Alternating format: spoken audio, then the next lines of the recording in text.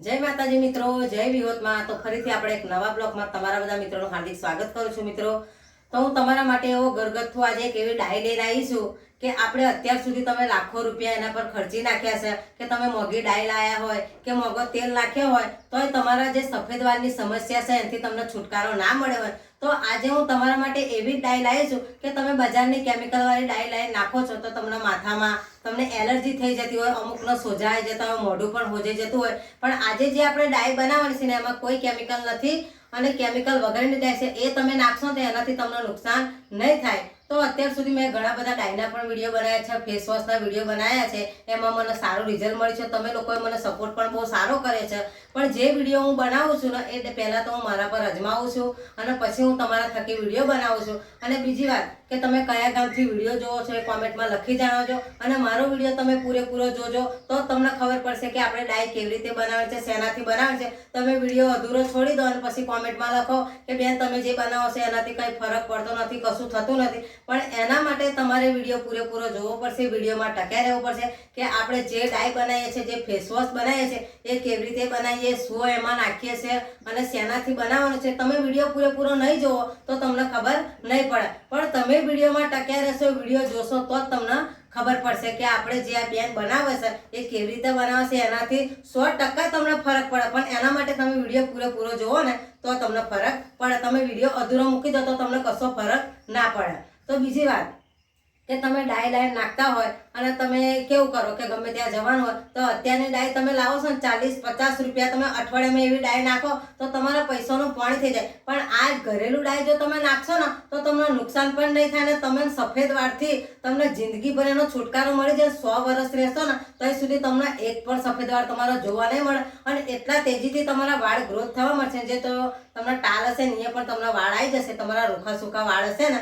એમાં પણ વાળ ફૂટવા મળશે અને તમને સફેદ વાળથી છુટકારો મળી જશે। આપણે એ જ રીતે આજે મસ્ત ડાઈ બનાવવાની છે, તો મારી સાથે તમે વિડીયોમાં બન્યા રહો કે હું કેવી રીતે ડાઈ બનાવું છું, શેનાથી બનાવું છું, કઈ વસ્તુ નાખું છું એ પણ હું તમને આગળ વિડીયોમાં બતાવી દઉં।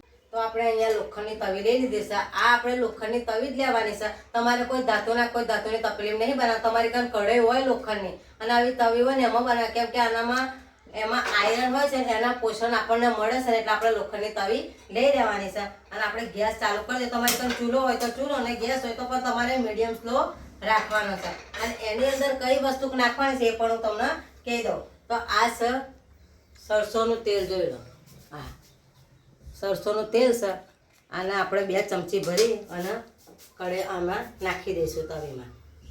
જો તમારે વધારે માત્રામાં બનાવો, મેં પહેલાં બનાવીને રાખી છે એટલે તમારા માટે હું વિડીયો બનાવું છું એટલે હું અત્યારે થોડુંક લઉં છું। જો તમારે વધારે માત્રામાં ડાઈ બનાવી હોય ને તો તમે 1 વાટકી ભરીને સરસોનું તેલ લઈ લો અને જે બીજી વસ્તુ નાખવાની છે એ પણ હું તમને આગળ વિડીયોમાં બતાવી દઉં કે આપણું તેલ થોડું ગરમ થાય એટલે આપણે તેલને જરીક હલાવી લઈશું। જરીક તેલ ગરમ થાય એટલે આપણે જે બીજી વસ્તુ નાખવાની છે એ પણ હું તમને બનાવી દઉં। આમાં કોઈ કેમિકલ નથી અને આમાં કોઈ તમારે બીજી વસ્તુ નથી નાખવાની। આ સરસોનું તેલ આપણે રહીતો ઘરમાં ખાતા જ હોય છે, એનું તેલ છે આ સરસોનું, અને અમુક લોકો સરસોના તેલમાં શાક બનાવીને પણ ખાય છે।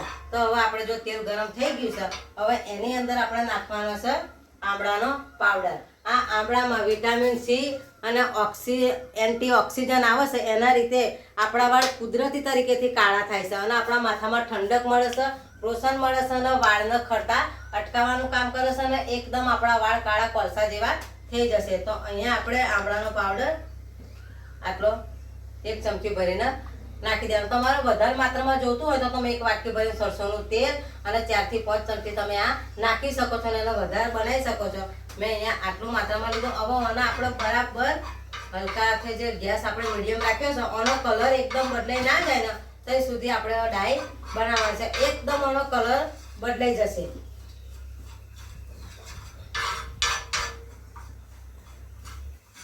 તમારે હલકા હાથે હલાવતું જવાનું। તો મને એવું લાગ્યું કે આની અંદર તેલ ઓછું છે એટલે મેં થોડું તેલ ઉમેર્યું છે। આવી રીતે તમારે મને બરાબર એ બારવાનું છે, જોઈ લો એકદમ આપણે જે આમળા નાખ્યા છે સરસોનું તેલ એ બેનો એક રસ થઈ જાય, એક મિક્સર થઈ જાય ત્યાં સુધી આપણે ધીમા તાપે અને બરાબર ગરમ કરી લેવાનું છે, જેથી જે આપણા આમળા છે ને એનો કલર છોડી દે। તો તમે જોઈ શકો છો જે આપણે આમળા લીધા હતા ને એકદમ કેવા થઈ ગયા છે, જોઈ લો। અને જે આપણું તેલ હતું એ બધું જ આમળાની અંદર મિક્સ થઈ ગયું છે. સરસોનું તેલ અને આમળા આ તમે નાખશો ને અઠવાડિયામાં 2 વાર આનો ઇસ્તેમાલ તમારે કરવાનો છે, તો તમારા વાળ કુદરતી રીતે કાળા થશે અને તમને સફેદ વાળ એક પણ જોવા નહીં મળે. તમને સફેદ વાળથી તમને છુટકારો મળી જશે. તો અહીંયા જોઈ લો આપણે એકદમ મસ્ત ડાય બની ગઈ છે. હજુ આને આપણે બરાબર આવી રીતે બેના એક રસ થઈ જાય, એક ગુણ છે એટલે તમારે આવી રીતે હલાવતા જવાનું છે. તો અહીંયા આપણી ડાય બનીને રેડી થઈ ગઈ. તમે જોઈ શકો છો કેટલી મસ્ત અને એકદમ સરસ બેના ગોળ થઈ ગયા છે. હવે આપણે આવી રીતે તમારી ત્યાં કાચનો વાસણ હોય કે સ્ટીલની વાટકી હોય એને બરાબર તમારે સાફ કરી દેવાની છે. અને પછી આપણે જે આપણી ડાય બનાવી છે ને એ એના અંદર લઈ દેવાની છે. આનો એકદમ કલર બદલાઈ ગયો છે, એકદમ આમળા એકદમ કેવા અને એકદમ આનો એકદમ ચીકણી કલર આવી ગયો છે. આ તમારા વાળને પ્રોત્સાહન આપશે, તમારા વાળને વિટામિન આમાં મળશે ને તમારા વાળ કુદરતી તરીકે કાળા થશે. પણ આ ગરમ છે ને તમારે એક વાતનું ધ્યાન રાખવાનું કે એકદમ ઠંડુ થઈ જાય ને પછી તમારા માથામાં નાખવાનું નથી. જો તમે ગરમ નાખશો તો તમારા માથાની ચોબડી બળી જશે અને તમારા જે વાળ હશે ને એ બધા જ ફરવા મળશે. એટલે એકદમ આનો ઠંડુ થઈ જાય ને પછી તમારા માથામાં નાખવાનું છે. આને ઉતાર્યા પછી તમારે કમ્પ્લીટ 1 કલાક મૂકી દેવાનું અને ઠંડુ થાય ને તો જ આનો તમારે ઇસ્તેમાલ કરવાનો છે. તમારે ગરમ નાખવાનું નથી. જો તમે ગરમ નાખશો ને તો માથાના વાળને તમારે નુકસાન થશે. એકદમ આપણે 1 કલાક થઈ ગયો છે ને એકદમ ઠંડુ થઈ ગયું છે. જો હું તમને હાથે પર લગાડી બતાવું, આ ઠંડુ થઈ ગયું છે. જોઈ લો આ મહેંદી એકદમ ઠંડી થઈ ગઈ છે. અને તમારે કેવું કરવાનું છે કે આને તમે ચાલો મહેંદી તો બનાવી દીધી પણ તમે ઉપર નાખી દેશો તો નહીં, પણ તમારે આને તમારા માથાની પોમથીએ નાખીને આને ઘસવાની છે.